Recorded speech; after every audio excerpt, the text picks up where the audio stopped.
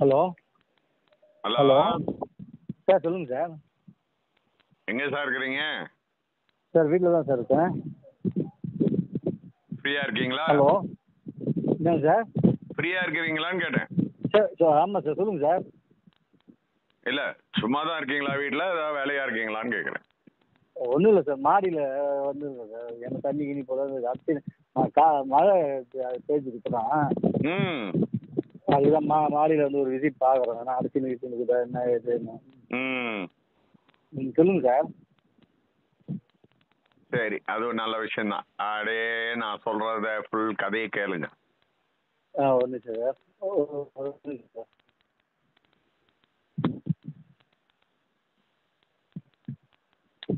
Sir சொல்லுங்கள் sir. அது உங்களுக்கு உலகத்து லெவலில் உதவலனாலும் பரவாயில்ல.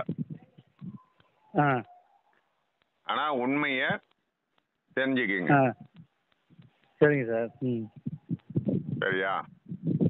சரிங்க சார். ம் ஒரு மனிதனாகப்பட்டவன் ம்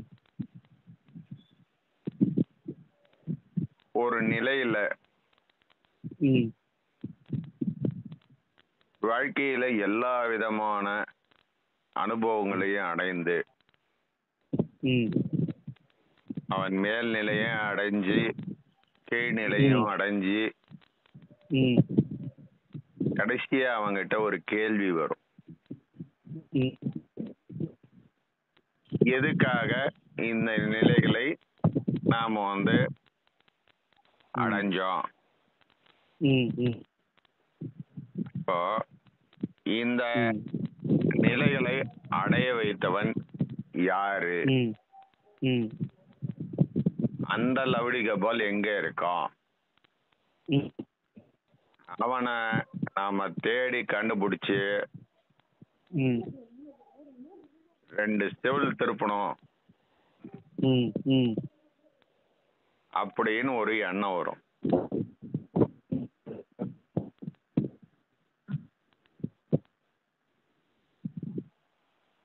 ஓகேவா?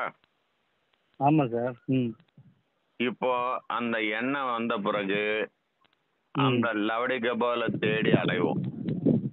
ம் ம் ம் அவன் இந்த கோயில்ல இருக்கிறானா, அந்த கோயில்ல இருக்கிறானா, இல்ல அந்த மரத்தடியில உட்காந்துக்கிறானா, இல்ல அந்த காட்டுக்குள்ள உட்காந்துக்கிறானா, ம் ம் இல்ல நதியில உட்காந்துக்கிறானா, ம் இல்ல நெருப்புல உட்காந்துக்கிறானா, ம் இல்ல காத்துல உட்காந்துக்கிறானா, ம் இல்ல வானத்துல உட்காந்துக்கிறானான்ட்டு ஆராய்ச்சி பண்ணிக்கிட்டே போ. ம் ஒரு வகையா அந்த ஆராய்ச்சி மூலியமா அவனை கண்டுபிடிக்கவே முடியல. ம் ம் அப்புறம் தான் ஒரு விஷயம் வருது. சரி, அவனை எல்லா இடத்துலயும் தேடிட்டோம், ம் அவனை ஒண்ணும் கண்டுபிடிக்க முடியல. ம் அப்போ நம்மதான் யாரு, ம் நம்மளை பத்தின விஷயங்களை நம்மளுக்கு ஒண்ணுமே தெரிய மாட்டேங்குது.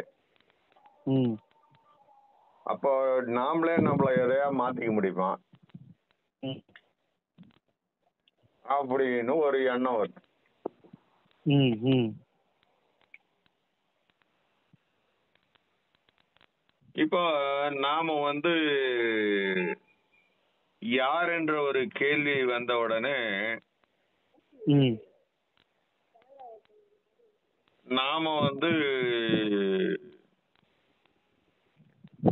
இந்த உடம்பாக இருக்கிறோமா, ம் இல்ல இந்த மனமாக இருக்கிறோமா, ம் இல்ல இந்த உயிராக இருக்கிறோமா ம் அப்படின்னு ஒரு 3 விதமான கேள்வி வந்தது. ம் ம் ஏன் இந்த கேள்வி வந்தது அப்படின்னு பார்த்தா, ம் நாம வாழ்ந்துகிட்டே இருக்கிறோம், திடீர்னு ஒரு நாள் செத்து போறோம். ம் செத்து போன பிறகு பார்த்தா இந்த உடம்பு பேசவே மாட்டேங்குது. ம் அப்புறம் அங்க அது திட்டங்கிட்டம் வகுக்க மாட்டேங்குது. ம் எந்த சிந்தனையும் செய்ய மாட்டேங்குது.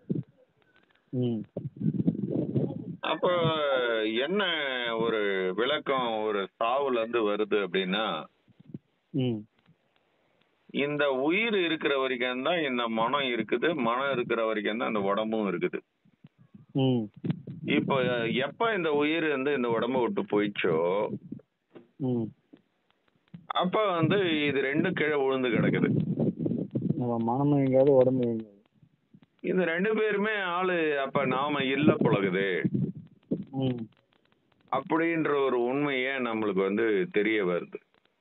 ம் அப்ப நாம தான் அந்த உயிர் அப்படின்றத நம்ம வந்து ஒரு ஒரு குத்து மதிப்பான ஒரு முடிவுக்கு வரோம். ம் ம் அப்போ நாம உடம்ப கண்ணாடியில பாக்குறோம், ம் மனதை சில நேரங்கள்ல உணர்ந்து பாக்குறோம். ம் சந்தோஷமாக ஒரு மனசு, துக்கமான ஒரு மனசு அப்படின்னு உணர்ந்து பாக்குறோம். ம் உண்மையான அந்த நானுன்றவனை வந்து நம்ம உணர்ந்து பார்த்ததே இல்லையே. ம் அவன் எப்படி இருப்பான்? ம் அப்ப நான்னா எப்படி உண்மையிலே? நான் வந்து இந்த உடம்பு இல்லைன்றது முடிவாகி போச்சு. ஏதோ ஒரு இந்த வெளி அதாவது விண்வெளிக்கு செல்லக்கூடியவன் வந்து ஒரு சூட்டு போட்டுன்னு போன மாதிரி தான் இருக்குது.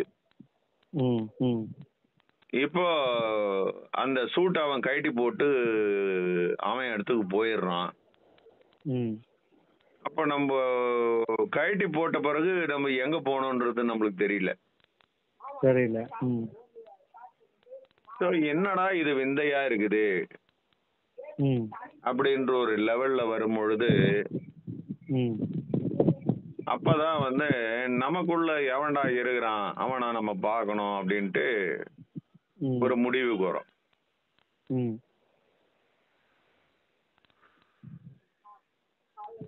இப்போ ம் நாம தான் அந்த உயிர் அப்படின்றது வந்து எப்படிடா அதை கண்டுபிடிக்கிறது அப்படின்றதுக்காக ஒரு மண்டையை போட்டு கொச்சினுங்கிறான். ம் ம் அப்போ ம் மறுபடியும் வெளியே வந்து பார்க்குறோம், ம் இந்த உலகம் நம்மளுக்கு எப்படி எல்லாம் தெரியுது, நம்ம இந்த உலகத்தை நம்ம எப்படி தெரிஞ்சுக்கிறோம், ம் ம் இந்த சூட்டு வழியா தானே நம்ம பார்க்கறோம். ம் ம் இந்த விண்வெளி சூட்டு வழியா தான் நம்ம ம் இந்த உலகத்தையே பார்க்கறோம். ம் அது என்னன்னா அப்படின்னு பார்த்தோம்னா ம் ஒரு 5 வகையான இன்ஸ்ட்ருமெண்ட் வச்சு தான் நம்ம பார்க்கறோம். அது என்னன்னு பார்த்தோன்னா கண்ணு, காது, மூக்கு, ம் நாக்கு, ம் தோல், ம் இத வச்சு தான் நம்ம வந்து இந்த உலகத்தை பார்க்கறோம். ம் ம் இவையெல்லாம் எங்க இருக்குதுன்னு பார்த்தா அந்த சூட்ல இருக்கிற இன்ஸ்ட்ருமெண்ட். ம் ம் ம் அதெல்லாம் வந்து செத்தவனு கீழே விழுந்துட்டு ம் ம் ம் அந்த இன்ஸ்ட்ருமெண்ட் அதுக்கப்புறம் வேலை செய்ய மாட்டேங்குது. ம் கண்ணு தான் பார்க்குதுன்னு இருந்ததுன்னா அது பார்த்துக்கினே இருக்கணும். ம் ம் ம் காது தான் கேட்குதுன்னா அது கேட்டுக்கினே இருக்கணும். ம் ஆனா இந்த மாதிரி எதுவும் நடக்கல.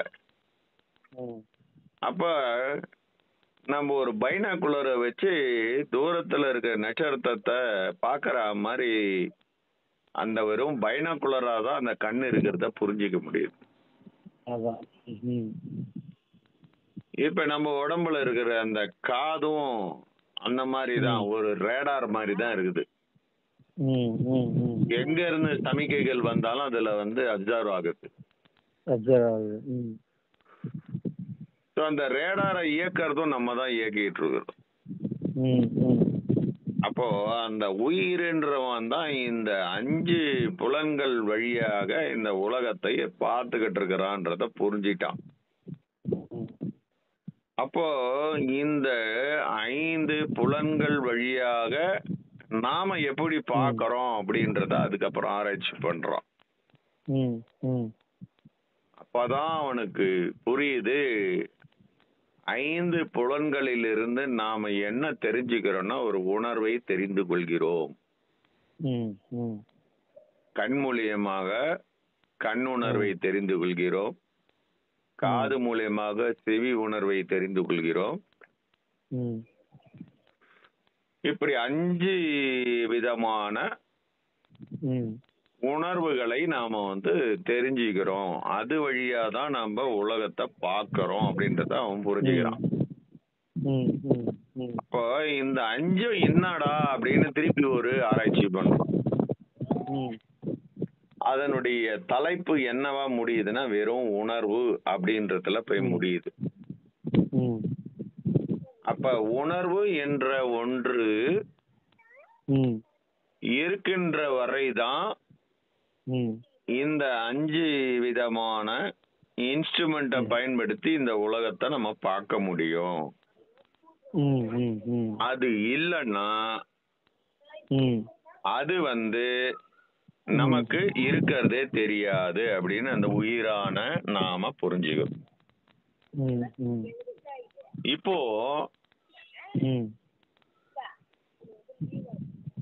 நாம இந்த உணர்வாகத்தான் நம்ம இடத்துல இருந்து இங்க பார்த்துட்டு இருக்கிறோம்.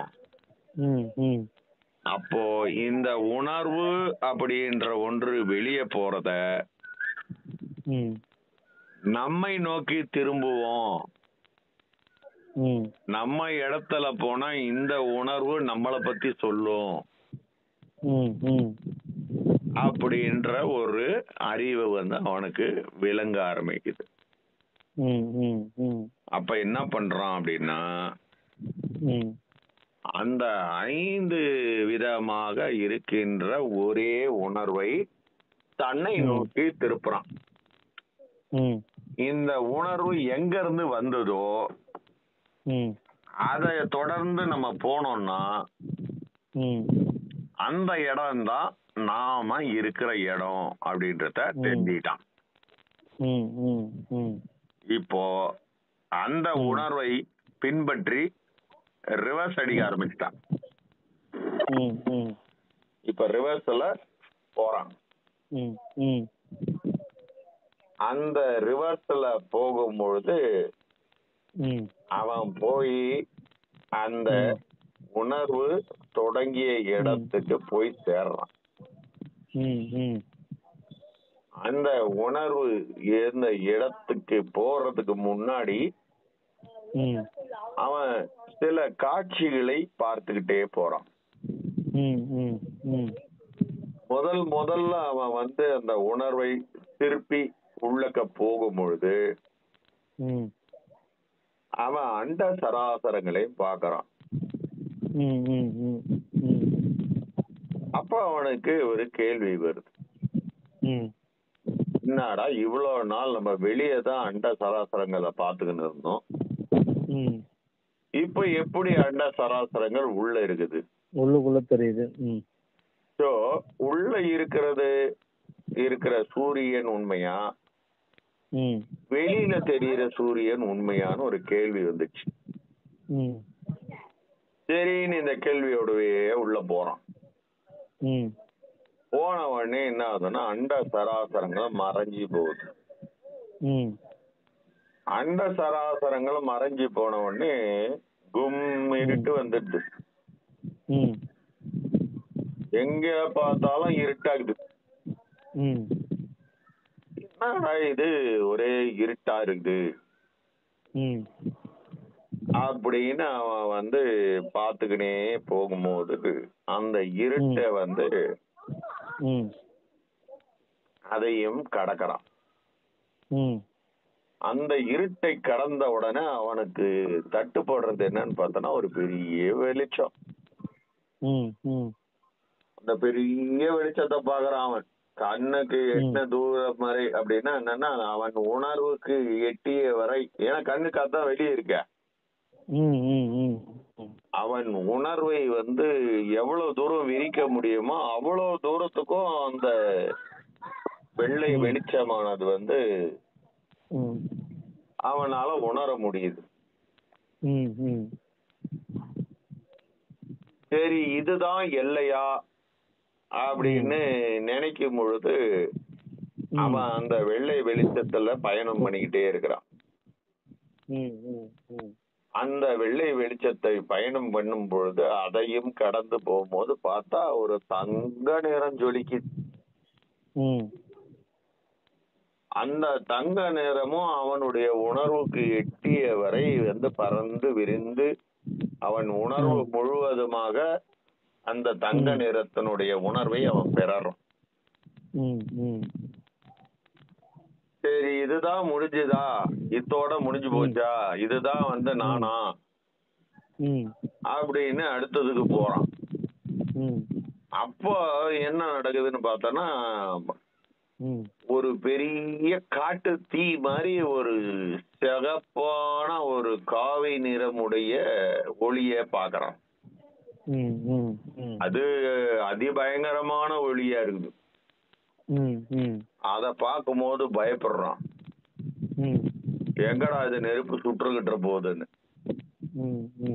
ஆனா அவன் கிட்டக்க போய் அந்த நெருப்பை தொடும் பொழுது அது ஒரு சுடா நெருப்புன்றத உணர்ந்துக்கிறான். அந்த நெருப்பானது எப்படி அவன் உணர்வு முழுவதும் பறந்து நிக்குது. அவன் உணர்வு எவ்வளவு பெருசு இருக்கோ அந்த உணர்வு முழுக்க அந்த சிகப்பு நெருப்பு தான் இருக்குது. அந்த சிகப்பு நெருப்பு அவன் மேல அந்த உணர்வும் அவனும் ஒன்னா ஆகும் பொழுது அவனுக்கு சொல்ல முடியாத பெரிய ஆனந்தத்தை அனுபவிக்கிறான். இந்த உணர்வுல அவன் அதாவது என்ன சொல்றதுன்னா பெரும் போதைய அனுபவிக்கிறான்.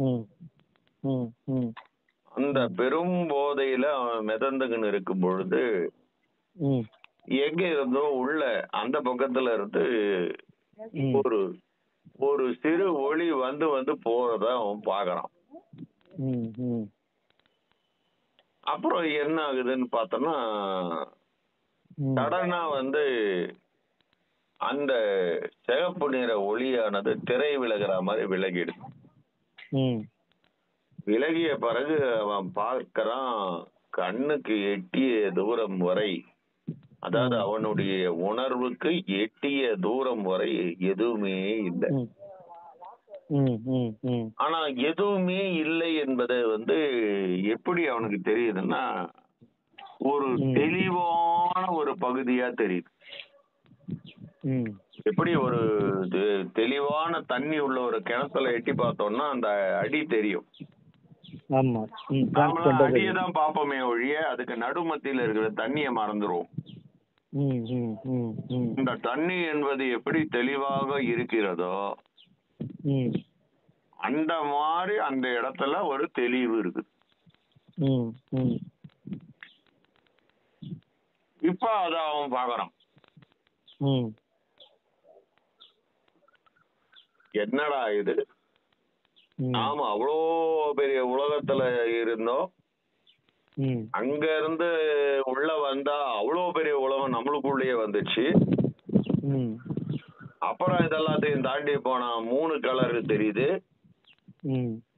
அதையும் தாண்டி போனா இந்த மாதிரி ஒரு டிரான்ஸ்பரண்டா இருக்கக்கூடிய கண்ணாடி மாதிரி இருக்கிற ஒரு தெளிவு தெரியுது.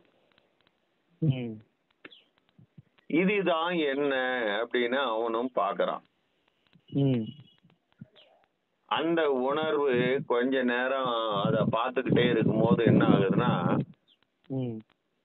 அந்த உணர்வு அந்த டிரான்ஸ்பரண்டா இருக்கிற தெளிவோட கலந்துடுது. கலந்த உடனே என்ன ஆகுதுன்னா, நாமே அந்த தெளிவாக இருக்கிறோம் என்றது அது புரியுது.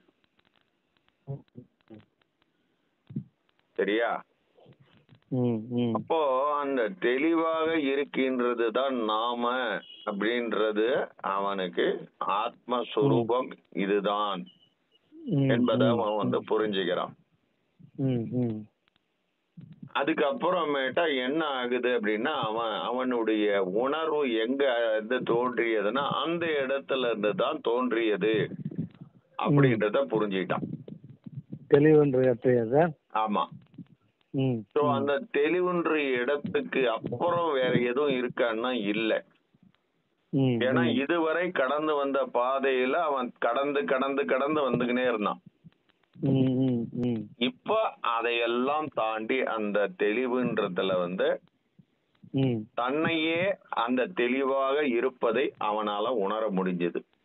ம் ம் அந்த உணர்வை அடைந்த பிறகு ம் அந்த உணர்வு அதுல ஸ்டார்டிங் பாயிண்ட்டுக்கு போகும்போது என்ன ஆகுதுன்னா உணர்வு கரைய ஆரம்பிக்குது இப்போ.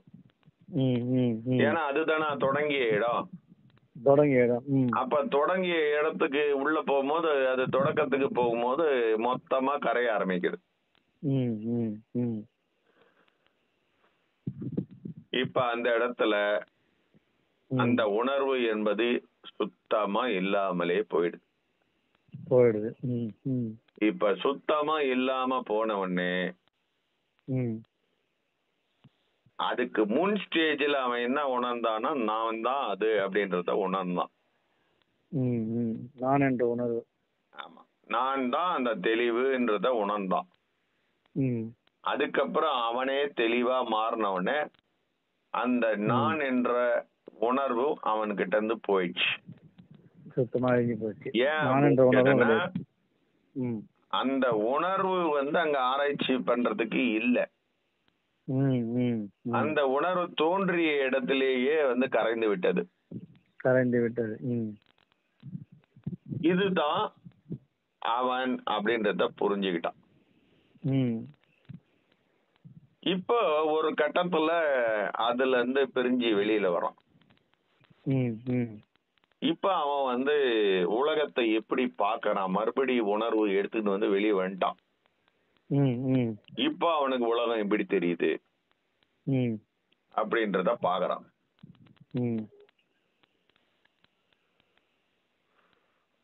அப்ப என்ன நடக்குது அப்படின்னு பார்த்தனா, ம் உலகத்துல இருக்கக்கூடிய அனைத்து ஜீவராசிகளுக்கும், அதாவது மரம், செடி, கொடி, கல்லு, மண்ணு, அனைத்து தண்ணி எல்லாத்துலயும் தன் உணர்வு கரைந்திருப்பதை அவன் உணர்றான். அது தானாகவே இருப்பதை உணர்றான். அதாவது இதுவரை அவனுடைய எல்லை எது வரைக்கும் இருந்ததுன்னா அந்த உடம்பு வரைக்கும் தான் இருந்தது. ஆனா இப்போ அவனுடைய எல்லை என்பது எல்லாத்துலயும் கரைஞ்சி இருக்குது. அண்ட சராசரங்களிலும் அண்ட சராசரங்கள்ல நடக்கிறதும் அவன் மூலமாவே அங்கேயே தெரியுது. அது எல்லாமே அவனாவே தெரியுது. அப்ப என்ன நடக்குதுன்னா அவங்கிட்ட ஒரு தனி பெரும் கருணை ஒன்று ஊற்றெடுக்குது. தனி பெரும் கருணை அப்படின்னா என்ன அர்த்தம்னா, தனின்னா ஒண்ணு, கருணை அப்படின்னா அந்த தனி என்ற ஒரு விஷயத்து மேல இருக்கக்கூடிய ஒரு கருணை. கருணை. அதாவது இப்போ உங்க வீட்டுல ஒரு செல்ல நாய்க்குட்டி வளர்க்குறீங்க, அது மேல கருணையா இருக்கிறது வேற வேற. நீங்க உங்க வீட்டுக்கு டெய்லி ஒரு மாடு வரும். அந்த மாட்டுக்கு தினமும் நம்ம வீட்டுல இருக்கிற வேஸ்ட் தண்ணி எல்லாத்தையும் ஒரு பானையில ஊத்தி வச்சிருப்போம். அதை எடுத்துட்டு ஒரு பக்கெட்ல வச்சு அந்த மாடு குடிக்கும் டெய்லி. இது மாதிரி பழக்கி வச்சிருக்கோம் நிறைய பேர் இருப்பாங்க. அது மாட்டின் மேல இருக்கிற கருணை தனி. இப்போ அந்த கருணையானது மொத்த ஜீவராசி மேலே ஒன்னா உழுது.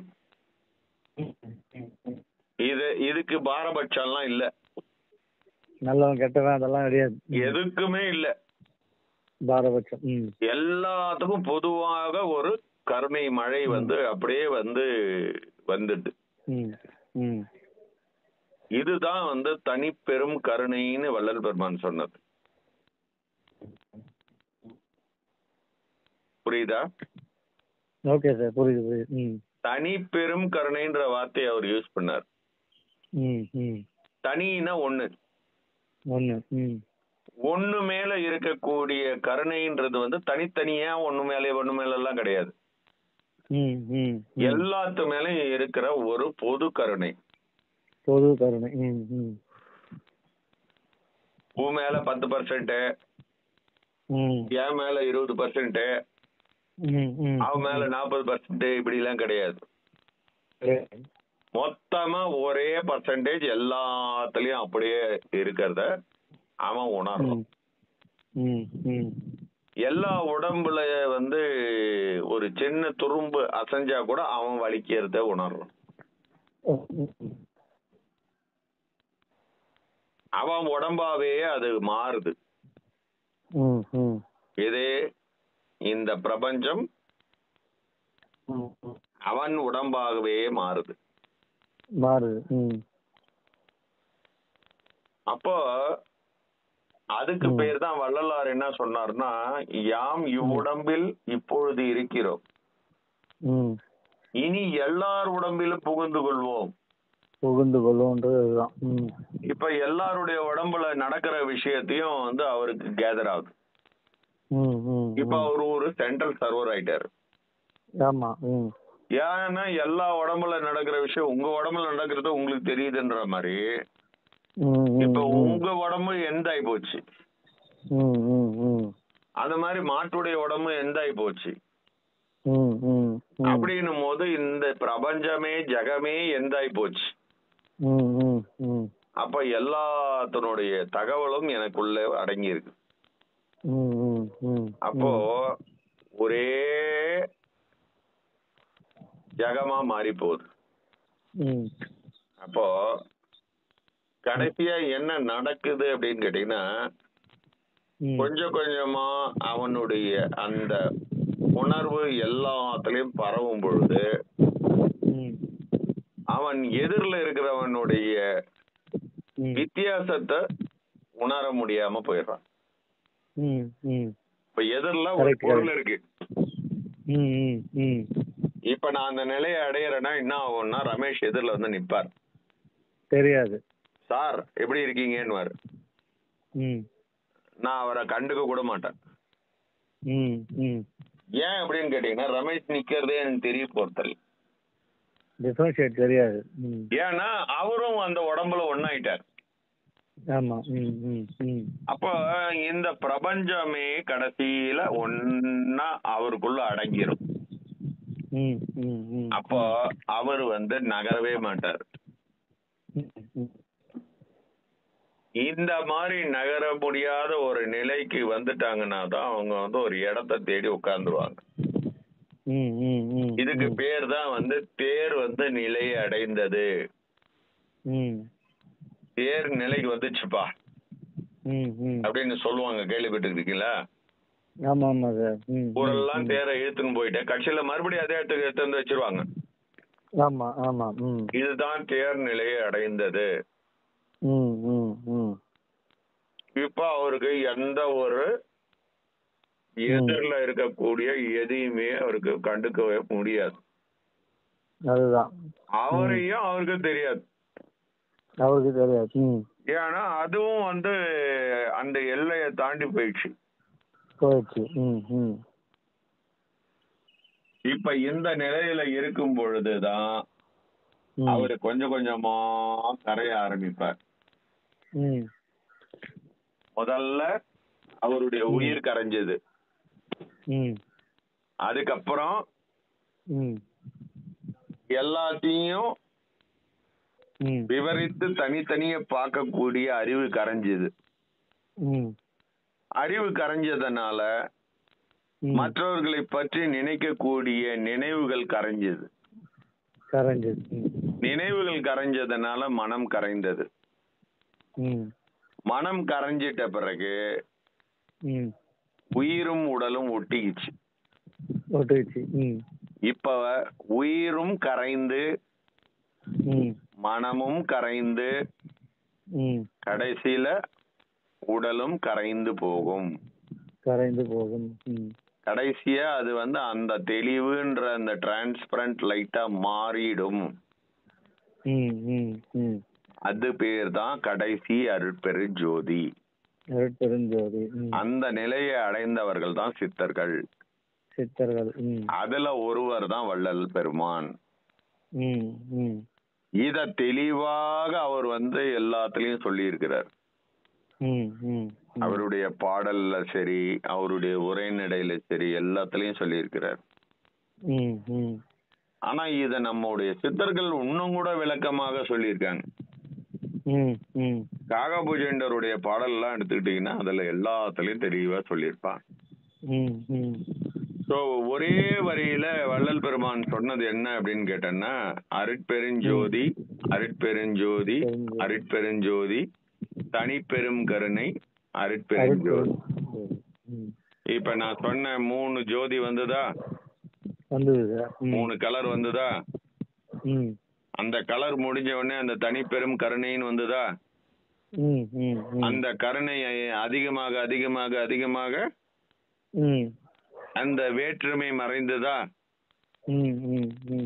உயிர் கரைய, மனம் கரைய, எண்ணம் கரைய, உணர்வு கரைய, எல்லாம் கரைய, உடலும் கரைந்து போனது.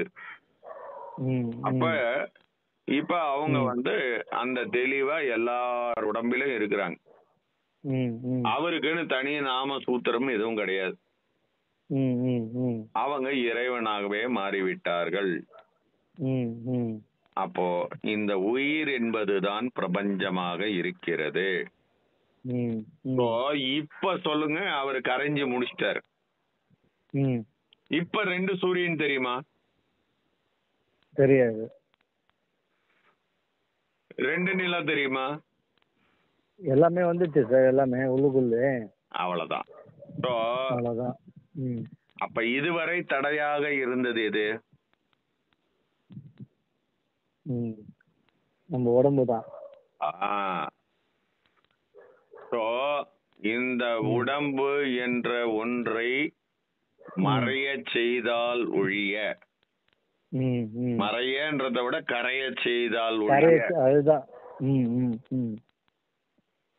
அவர்களுக்கு அந்த நிலையை அடைந்தவர்கள் அல்ல.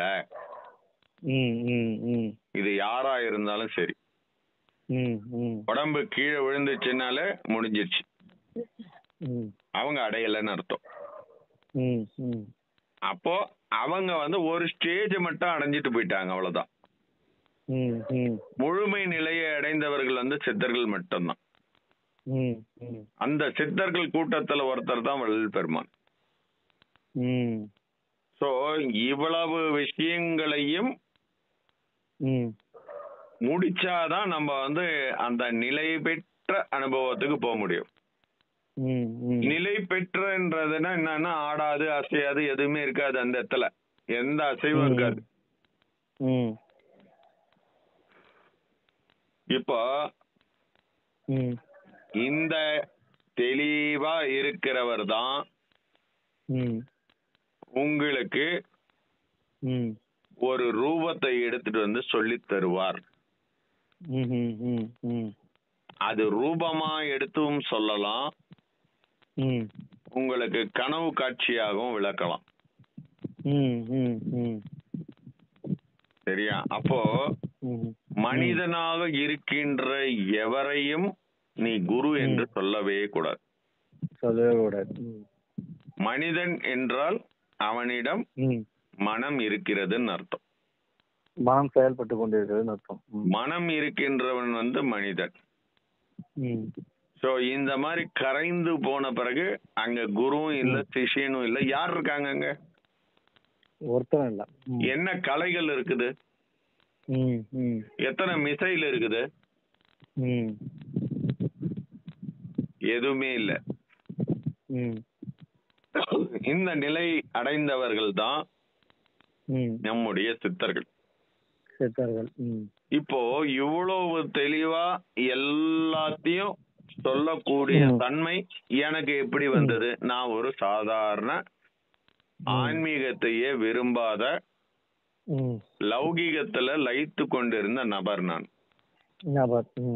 அப்ப என்னை இழுத்து ஆட்கொண்டது எது? இந்த உயிர் தான். ம், ம், ஸோ இந்த உயிர் மட்டுமே ம். குருவாக இருந்து இவ்வளோ விளக்கத்தையும் நமக்கு சொல்லியிருக்கு. சொல்லியிருக்கிறது. ம், இவ்வளோ பெரிய விளக்கத்தை எந்த ம். ஒருத்தரும் இதுவரை எந்த யூடியூப்லயும் நீ பார்க்க முடியாது. ம், ம், ம். எந்த ஒரு கார்ப்பரேட் சாமிகளும் இதை சொல்லியிருக்க மாட்டாங்க. சொல்லியிருக்க மாட்டாங்க. ம், இந்த நிலையை அடைகின்ற வரை ம், யாரும் நிலை அடைந்தவர்கள் அல்ல. ம், ம், சோ தன்னை குரு என்று சொல்பவர்கள் ம், பாவம் செய்கிறார்கள் என்பது அர்த்தம். ம், ம், ம். சிஷியன் என்று ஒருத்தனை கூட்டு வச்சு ம், அவன் தலையில மிளகா அரைக்கிறது அதை விட மிக பெரிய உலகத்திலேயே பாவத்தை- மிகப்பெரிய பாவம் அது. ம், ம், நீ ம். ஒரு கொலையை கூட செஞ்சிடலாம். இது அதோட பெரிய பாவச் செயல். ம், இது அதை விட பெரிய பாவச் செயல். இதனால அவன் ம். பல பிறவிகள் எடுத்து நொந்து நூலாக வேண்டிய சூழ்நிலை ஆகும். ம், ம், ம். அதனால குரு என்று உலகத்தில் இருக்கின்ற தடிமாடுகளை ம், நம்ம தேடி அலையக்கூடாது. ம், ம். குரு என்பவர் நம்முள்ளே உயிராக, உலகமாக, ஒளியாக, அனைத்துமாக இருப்பவர் தான் குரு. ம், ம். அந்த குருவை அடைவதற்கு தான் திருமூலர் வார்த்தை சொன்னார். ம். தெளிவு குருமேனி காண்டல். ம், ம். அப்ப குருவின் மேனி என்பது தெளிவாக இருக்கிறது என்பதுதான் அர்த்தம். அர்த்தம். ம். So, தெளிவா இருக்குதுன்னா அது ஒரு மனித உடல் அல்ல. அல்ல. ம், ம். சரியா? நம்பர் 1. அந்த தெளிவான இடத்துல எந்தவித மொழியும் பேசப்படவில்லை. ம், ம். அப்ப குரு பேசும் பொதுவான உலக மொழி மௌனம். ம், ம், ம். ஸோ உனக்கு எப்படி குரு உபதேசம் பண்ணுவார்னா மௌனத்துல தான் உபதேசம் பண்ணுவார். ம், ம், ம். மூன்றாவது, ம். தெளிவு குரு மொழி செப்பல். செப்பல். ம். தெளிவு குரு மேனி செப்பல் அப்படின்னா அவர் என்ன மொழி பேசுறாரோ அந்த மொழி நீ பேசினாதான் அவருக்கு புரியும். அவருக்கு புரியும். ம். அப்ப என்ன மொழி பேசணும்? மௌன மொழி தான் பேசணும். அப்போ குரு பேசுறது மௌன மொழி. ம். அதை கற்றுக்கொள்ள நினைக்கின்ற சிஷ்யன் பேச வேண்டிய மொழி மௌன மொழி. ம், ம், ம். நாலாவதா ஒரு வார்த்தை சொன்னது, ம். தெளிவு குரு ம். உரு ம். சிந்தித்தல் தானே ம், ம். அப்படின்னு அவர் சொல்லிட்டாரு. அப்ப குருவின் உரு எப்படி இருக்கு? ம். ஒண்ணுமில்லாத தெளிவா இருக்குது. ம், ம். அப்ப உன்னுடைய சிந்தனை எப்படி இருக்கணும்? ம். குரு உருவை சிந்தித்தல்னா குரு உரு ஒண்ணுமில்லாம காலியா இருக்குது. ம், ம். அப்ப உன் சிந்தனையும் காலியா இருக்கணும். ஜாலியா இருக்கும். ம். அப்ப நீ எதுவும் எண்ணாம எண்ணமற்ற நிலையில இருந்தால் மட்டும்தான் ம். குருவை நீ பக்கத்துல வச்சுட்டு இருக்கிறன்னு அர்த்தம். ம், ம். இல்லைன்னா நீ குரு விட்டு விலகி வந்துட்டேன்னு அர்த்தம். ம், ம். இத யாரும் இது வரைக்கும் இப்படி விளக்கம் கொடுத்துருக்க மாட்டாங்க. மாட்டேன். ம், ம், ம். இதுக்காகத்தான் ஒரே ஒரு வார்த்தைய இறைவன் உபதேசமா கொடுத்தார். ம். இத இன்னும் ஷார்ட்கட் பண்ணி கொடுத்தார். ம், ம். எண்ணம் ம். என்ற ஒன்றை ம். எண்ணியவனை ம். எண்ணியவாறு, ம். எண்ணம் என்ற ஒன்றை எண்ணியவனை ம். எண்ணியவாறு ம். இருந்தால் ம். எண்ணியவனாகவே மாறிவிடுவாய். ம், ம், ம். இப்போ எண்ணம் என்பது எங்கிருந்து வந்தது? ம். ஒரு டெட் பாடி ம். எண்ணத்தை எண்ணுமா? ம்ஹும். ம். இறந்து போன மனது எண்ணத்தை எண்ணுமா? ம். எதுவும் எண்ணாது. ம். அப்ப உயிர் மட்டும் தானே எண்ணத்தை எண்ணுச்சு. ம். ம். ம். அப்போ உயிர் அங்க எப்படி இருந்தது? எண்ணமற்ற ம். நிலையில ஏதும் இல்லாத இடத்துல தான் இருந்தது. ம். ம். ம். அதுதான் எண்ணியவன். ம். அது எண்ணியதுனாலதான் இங்க எண்ணம் வந்தது. ம். அப்போ நீ ம். எண்ணியவன் இந்த மாதிரி ஒண்ணுமில்லாம இருக்கிறான், எண்ணமற்ற நிலையில இருக்கிறான்றத தெரிஞ்சுக்கின பிறகுதான் ம். அத எண்ணியவனையே எண்ணிட்டு இருக்கிறன்னா நீ எப்படி எண்ணுவ? ம். ம். ம். எதுவுமே இல்லாம இருக்கிறது தான் எண்றது. ம். எந்த எண்ணமும் இல்லாம இருந்தனா அவனை எண்ணிக்கிட்டு இருக்கேன்னு அர்த்தம். ம். ம். நீ அந்த நிலையில தான் இருக்க, அவனும் அந்த நிலையில தான் இருக்கான். ம். ம். புரியுதா? ம். Okay sir. ம். அப்போ இவனும் அவனுக்கும் ம். சேர்றதுக்கான ஒரே வழி எது? எண்ணியவனை எண்ணமில்லா எண்ணியவாறு இருப்பதுதான். ம். ம். ம். அப்ப ம். எண்ணியவன் எண்ணமற்ற நிலையில் இருப்பதால் ம். நீயும் எண்ணமற்ற நிலையிலேயே இருந்தனா அதை அடைந்து விடுவாய். அடைந்து விடுவாய். ம். இப்ப இததான் வள்ளல் பெருமான் தன்னுடைய தலைப்பா வச்சார். ம். ம். ம். ம். சத்திய, ம். சுத்த, சுத்த. சமரச, ம். ம். சன்மார்க்க, ம். சங்கம் சங்கம். ம். அப்படின்னு வச்சார். ம். ம். சத்தியன உண்மையான, உண்மையான. ம். உண்மையாக, ம். சுத்தமாக. ம். சுத்தம்னா என்ன? ஒண்ணுமே வீடு காலி பண்ணிட்டீங்கன்னா வீடு காலியா இருக்குன்னா வீடு சுத்தமா இருக்குது, அவ்வளவுதானே. அவ்வளவுதான். ம். அப்போ அந்த சுத்தமா இருக்கின்ற ஒன்றுதான் உண்மையா இருக்குதுன்றத தெரிஞ்சுக்கினவன் ம். அவனும் சுத்தமா இருப்பான். அவ்வளவுதான். ம். அப்ப என்ன இருக்கும்? அவன்கிட்ட எந்த எண்ணமும் இல்லாம இருக்கும். ம். அந்த எண்ணம் அவங்கிட்ட இல்லைன்னா ம். அந்த இறைநிலையும் எண்ணமற்ற நிலையில இருக்குன்னா ம். ரெண்டு பேருக்கும் சமரச நிலை உருவாகும். ம். ம். ம். சமரசம் ஆகி போச்சுன்னா என்ன ஆயிடும்? ரெண்டு பேரும் கூட்டு சேர்ந்துருவாங்க. கூட்டு சேர்ந்துருவாங்க. அவ்வளவுதான். ம். இந்த தண்ணி இருக்குது கிளாஸ்ல, ம். அண்டால தண்ணி இருக்கு.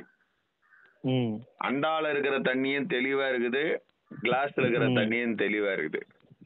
ம். இப்ப கிளாஸ்ல இருக்கிற தண்ணியை தூக்கி அண்டால ஊத்துறோம், என்ன ஆகும்? அதுவும் தெளிவா தான் இருக்கும். அதுவும் ஒன்னாகி கரைஞ்சு போயிடும். ஒண்ணும் இல்லாம ரெண்டுத்துக்கும் வித்தியாசம் இல்லாம போயிடும். ரெண்டுத்துக்கு வித்தியாசம் இல்லாம போயிடும். ம். இதுதான் சுத்த சமரசம் நடக்கிற இடம். இந்த டெக்னிக் யூஸ் பண்ணாதான் அங்க சமரசம் நடக்கும். ம். அப்ப நீ சன்மார்க்க சங்கத்தை தேர்ந்து விடுவாய். ம். ம். அப்ப அந்த சன்மார்க்கம்ன்றது தான் அந்த இறைநிலையாக இருக்கின்றது.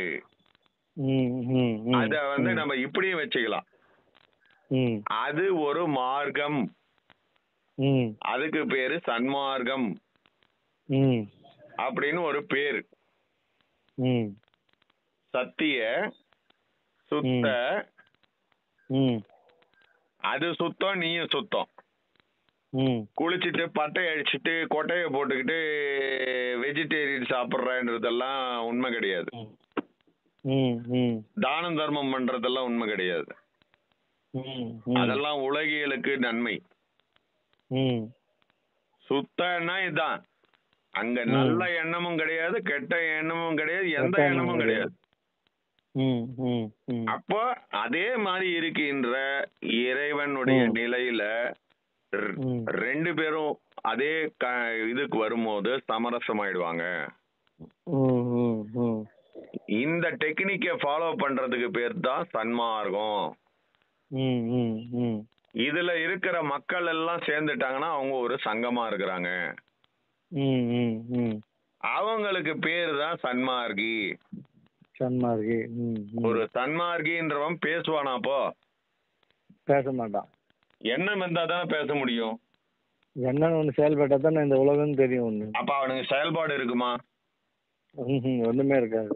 அப்போ உண்மையான சன்மார்க்கி கிட்ட செயல் இருக்காது,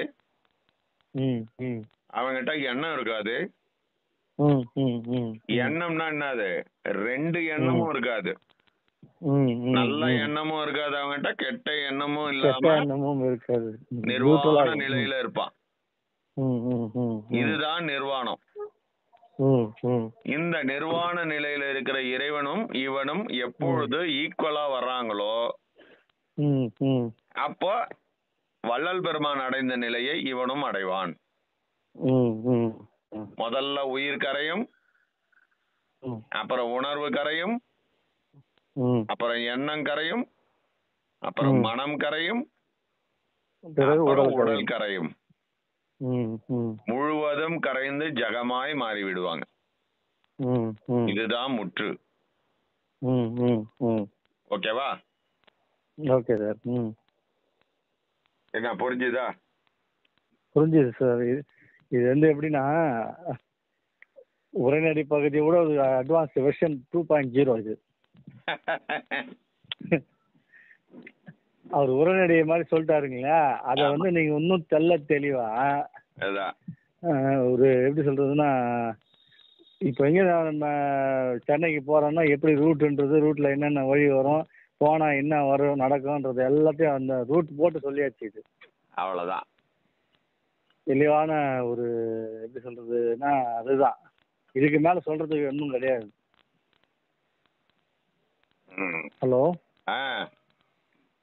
இப்படி வந்து எவ்வளவு அற்புதமா இத வந்து நம்மளுக்கு சொல்லி கொடுத்திருக்கிறாரு. நம்ம இன்னும் அப்படி ஒரு பெரிய என்ன சொல்றது அந்த புண்ணியத்தை பண்ணோன்னு தெரியல. இத விளக்கம் சொல்றதுக்கு இதுவரை யாரும் வந்து இவ்வளவு தெளிவா சொல்லியிருக்காங்களா? எங்கேயுமே கிடையாது சார். நம்ம பார்த்தா எங்கேயுமே இல்ல. எனக்கு அதாவது என் புத்தி கட்டின வரைக்கும் நானும் எவ்வளவு யூடியூப்ல பாக்குறோம், அது பாக்குறோம். இந்த மாதிரியான ஒரு எப்படி சொல்றதுன்னா தெளிவான இது எங்கேயுமே சொன்னது கிடையாது சார். அதான் நான் ஏதோ உங்களுக்கு புகழ்றதுக்கோசரம் அதுக்கோசரம் சொல்லணும். இது நான் வந்து இறைவனுடைய புகழ வந்து புகழறேன். இப்ப நாயினும் கொடியேன் அப்படின்னா நம்முடைய முன்னோர்கள் பாடினதெல்லாம் உண்மைதான் போல இருக்கு. உண்மைதான் போல இருக்கு. அவன் நல்லவனா இருக்கணும் கெட்டவனா இருக்கணும்லாம் கிடையாது. இறைவன் விருப்பப்பட்டா அவர் எட்டா வந்து கையில குத்துட்டு போயிடுவார். நேடா வச்சுக்கடா, இதான் உண்மை, இதுதான் உண்மை. நம்மள மாதிரி பொறுக்கி இல்ல. அந்த பொறுக்கிக்கு இவ்வளவு பெரிய விஷயத்த ஏன் அவர் சொல்லி கொடுத்தாரு? அதுதான் ஆச்சரியமான விஷயம். அது அதிர்ஷ்டசாலி நீங்க, அவ்வளவுதான். இறைவன் தேர்ந்தது அதிர்ஷ்டசாலியில நீங்க ஒருத்தர், அவ்வளவுதான். உலகத்துல எவ்வளவோ பேர் வந்து என்ன சொல்றது, கோடிக்கணக்கான பேர் வந்து தெரு தெருவா அலைஞ்சிட்டு இருக்குறான். ஆமா சார், எவ்வளவோ முயற்சி பண்றாங்க எனக்கு ஆன்மீகம் வரணும், அது வரணும், இது வரணும்னு. ஆனா அவனுக்கு கிடைக்காத ஒன்றை இத வேணும்னு கேட்கவே இல்லை நானு. நான் பாட்டுன்னு தண்ணி அடிச்சுக்கிட்டு வேலையை பார்த்துக்கிட்டு என்னுடைய கடமைகளை பார்த்துக்கிட்டு திரிஞ்சு நின்றேன், அவ்வளவுதான். ஒன்னே ஒண்ணு என்னன்னா, நான் யாரையும் துன்புறுத்தினது இல்லை, யாரையும் ஏமாத்துனது இல்லை. அவ்வளவுதான் எனக்கு இருக்க கேரக்டரை வழிய வேற ஒண்ணு. நான் பெரிய ஒரு உத்தமனா இறைவனை தேடுற ஆள் கிடையாது. ஒரு மனிதனாக வாழ்ந்தேன், அவ்வளவுதான். ஒரு சாதாரண மனிதன், ஒரு தனி நபர் எப்படி இருக்கணுமோ அப்படிதான் இருந்தேன். அவனுக்கு இவ்வளவு பெரிய பொக்கிஷத்தை தாண்டி இறக்கிட்டு போயிட்டார். ஆனா இப்ப நான் வந்து நாய் வந்து தேங்காய் உருட்டுற மாதிரி உருட்டிட்டு இருக்கிறேன் இதை வச்சுக்கிட்டு.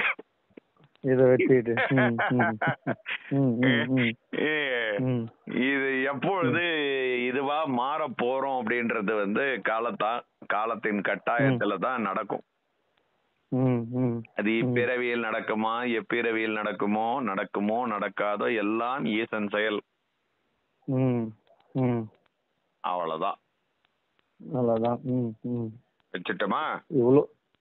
இவ்வளோ டிராவல் பண்ண உங்களுக்கே நீங்க இத்தனை பேர் எடுப்புன்னு சொல்லும் போது எங்களை மாதிரி ஆளை நினைச்சு பாருங்க, காமெடியா இருக்குது. ஏன் சார், இவ்வளோ டிராவல் பண்ண நீங்களே வந்து இந்த பிறவியோ எந்த பிறவியோ எப்படின்னு சொல்லிட்டு போயிட்டீங்க. அதான் டச்சில் நியூட்ரல் ஆகிட்டீங்கன்னு பேச்சுக்கு சொல்கிறேன். அதான் என்ன இந்த உலகமே தெரியாத போது இந்த ரமேஷ் எங்கே தெரிய போகிறான்? அதான் ஏன் சார் இது மாதிரி என்னங்கன்னா நான் உங்ககிட்ட கேட்கறது ஒண்ணுதான். நான் உங்களை வந்து தெரிஞ்சிக்காம போனாலும் நீங்க என்ன கைவிடாம கட்சி வரைக்கும் கரை சேர்த்துருக்கு. அது பண்ணிடலாம் சார், அதனால என்ன இருக்கு சார்? என்னை எடுத்து போட்டிருக்கேன் அவ்வளவுதான். நீங்க வேற சார், அது என்ன இருக்குது? நான் எங்க பைத்தியமா சுத்தி இருந்தாலும் என்னை தேடி கண்டுபிடிச்சி எடுத்து போட்டிருக்கேன் சார். வேற ஒன்னையும் நான் எதிர்பார்க்கல உங்க கிட்ட இருந்து. இந்த என்ன சொல்றது, நான் எப்படி சொல்றது, யாரும் எங்கேயும் போக போறது இல்லை சார்.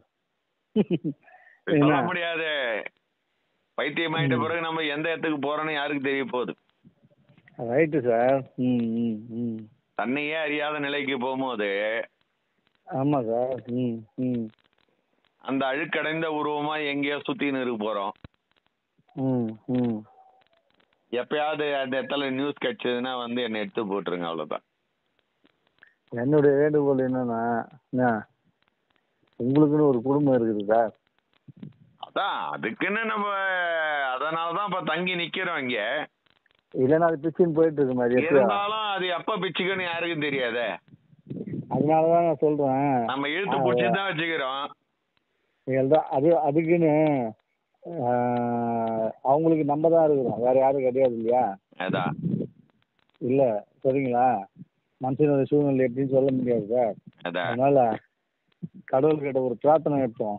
இவ்வளவு நல்லது செஞ்சீங்க, இவ்வளவு அதிர்ஷ்டம் கொடுத்தீங்க, இவ்வளோ இது பண்ணிட்டீங்க, எவ்வளோ கோடி பேர் இருக்கும்போது எனக்கு இதுல அருள் பாலிச்சிருக்கீங்க, அதே மாதிரி எங்க குடும்பத்துக்கும் கொஞ்சம் அருள் பாலிங்கன்னு கொஞ்சம் பிரார்த்தனை பண்ணிக்கிறோம் சார். அவ்வளவுதான். அப்படி இல்லை சார், எவ்வளோ பேருக்கு நம்ம வழிகாட்டும் போது நம்மளுடைய மரமா இருக்கும்போது அந்த நிழல தங்குறவங்களுக்கு நம்ம தானே சார் ஹெல்ப் பண்ணி ஆகணும்.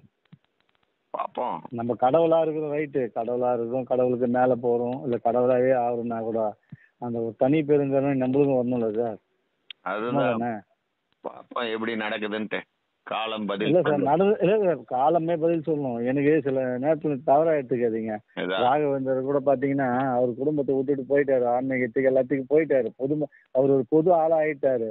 இருந்தாலும் அந்த குடும்பம் என்னுடைய நிலைமை யோசனை பண்ணால. அதான் எனக்கு அது மாதிரி சொல்றேன், அது அப்பாற்பட்ட பிரச்சனை. அதாவது சில நேரத்துல வந்து நம்ம லௌகிய வாக்கில் அதாவது வாழ்றோம்னா அதுக்கும் நம்ம செஞ்சுதானே சார் ஆகணும். அதுவும் ஒரு பெரிய கடமை தானே சார். அதனால உங்களுக்கு கடவுள்கிட்ட பிரார்த்தனை பண்ணீங்கப்பா, எனக்கு கூப்பிடுறியா, சந்தோஷமா வரேன், ஆனா என் குடும்பத்துக்கு என்ன பண்ணுங்க, அவ்வளவுதான், நிரந்தரமா பண்ணிட்டு போங்க, அவ்வளவுதான். வேற ஒன்றும் நம்ம பெருசாலாம் வேண்டிக்கல சார். அதுதான். அதனால வந்து அதை கொஞ்சம் பிரார்த்தனை பண்ணிக்கிங்க. அதைதானே தினமும் நடத்திட்டு இருக்கிறோம். ஆனா காலம் தாழ்த்தினே இருக்கிறானே கடவுள், நம்ம என்ன பண்றோம்? அதையும் நீ இனி காலம் தழுத்தாங்க, சீக்கிரம் பண்ணி கொடுங்க, அதான் அதை பண்ணி கொடுங்க, அதுங்களை கரையை ஏற்றுங்க, நான் பார்த்துக்கிறேன். அது இருந்தும்போது ஒரு பக்கம் என்னைக்கு அதெல்லாம் கடைசியில் ஃபைனலாக நம்ம அங்கே தானே சார் போக போகிறோம். யார் எந்த ஜீவன் எந்த பிறவி எத்தனை ஜென்மங்கள் எடுத்தாலும் கடைசி ஃபைனல் டிசிஷன் அதுதானே சார். அதான் அப்படின்னும் போது நம்மளுக்கே நேரில் இருக்கிறவங்க நம்ம விட்டுட்டு போகிறது தப்பு இல்லை சார். அதான் அதை கொஞ்சம் பார்த்துக்கணும், அது சொல்கிறேன், வேற ஒன்றும் இல்லை. டக்குன்னு நம்ம நியூட்ரல் ஆகி போயிருச்சுங்க, அப்புறம் யார் பார்க்குறது? அதான் நியூட்ரல் ஆயிடுச்சு, அதான் ஏதோ சூழ்நிலை நியூட்ரல் ஆயிடுச்சு சார். அதான் என்ன பண்ண முடியும் சொல்லுங்க? பார்ப்போம். ஆகுதா அவளையா? சரிங்க ரமேஷ். அது சார், இது ரெக்கார்டிங் போட்டிருக்கீங்களா? நானும் போட்டிருக்கேன். நான் வேணா நான் ஒரு வீடியோவா வெளியிட்டுருவா? ரெக்கார்டிங் பண்ணிட்டு ரெக்கார்டிங் பண்ணிருக்கீங்கல்ல? ரைட். நானும் ரெக்கார்டிங் போட்டிருக்கேன். இந்த விஷயத்த அப்படியே வந்து டைப்பிங்ல எடுத்துன்னு வந்தா இன்னும் நல்லா இருக்கும் சார். அதெல்லாம் யாரும் படிக்க மாட்டாங்க சார். இதையே வந்து இல்ல சார் அப்படி இல்லை சார். 1000த்துல ஒருத்தருக்கு யாருன்னா வந்து ரூட்டை பிடிச்சவங்களுக்கு யாருன்னா அது ரொம்ப பயனுள்ளதா இருக்கும் சார். பார்ப்போம், யாருக்கு எது நடக்குதோ எது பண்ணட்டுமோ பண்ணட்டும். சரி, அதுமே இது பாருங்க, அதுமே மாடியில் நல்லா மழை பெஞ்சு விட்டு சில்காத்து மொட்டை மாடி அருமையாக இந்த விஷயத்த நம்ம கேட்கறதுக்கு நம்மளுக்கு கொடுத்து வச்சிருக்கணும். அவ்வளோதான். இல்ல சார், நம்மளுக்கு ஏன் இந்த ரிலேஷன்ஷிப் வந்துச்சுன்னு கேக்குறேன். நீங்க எங்கேயோ இருந்தீங்க, நான் எங்கேயோ இருந்தேன். எப்படி பாண்டிங் ஆச்சுன்னே தெரியல. இவ்வளவு விஷயங்கள் நான் வந்து நீங்க சொல்ற மாதிரி இப்ப நான் இருக்கிற இதுல வானவே வானா ஆன்மீகம்ன்ற நானு. இருந்தாலும் உங்க காதுல ஊத்துறோம்ல, காதுல வந்து ஊத்திக்கினே இருக்கிறாங்களே ஏன்னு கேக்குறேன். வானா வேணான்னு சொல்லும் போது தான் இன்னும் அதிகமா வந்து ஊத்துறாங்க. நம்ம கேக்குறதே வேற. ஆனா வந்து இதுதான் அதிகமா. ஆனா ஒரு விஷயத்துல சந்தோஷப்படுறது என்னன்னா, அதாவது பொய்யான ஆன்மீகத்தை கிடைக்கிறதோட உண்மையான விஷயம் கிடைக்கிறதால அது ஒரு சந்தோஷம். அவ்வளவுதான். அதான் அது உண்மையான விஷயம் கிடைக்குதா சார்? இத்தனை கோடி மக்கள் இருக்கும் போது நம்ம 2 பேர் மட்டும் பேசிட்டு இருக்கிறோம்ல, அதுவே ஒரு பெரிய பாக்கியம் தானே சார்? ஆமா. அதுவும் ஒரு நல்ல, என்ன சொல்றது, அதுவும் ஒரு அதிர்ஷ்டம் தான். வேற என்ன பண்றது? சரிங்க சார், ரொம்ப நேரம் பேசிட்டு இருந்தீங்க நீங்க. ரொம்ப நன்றி sir. Thank you sir. Thank you very much sir. Thank you sir.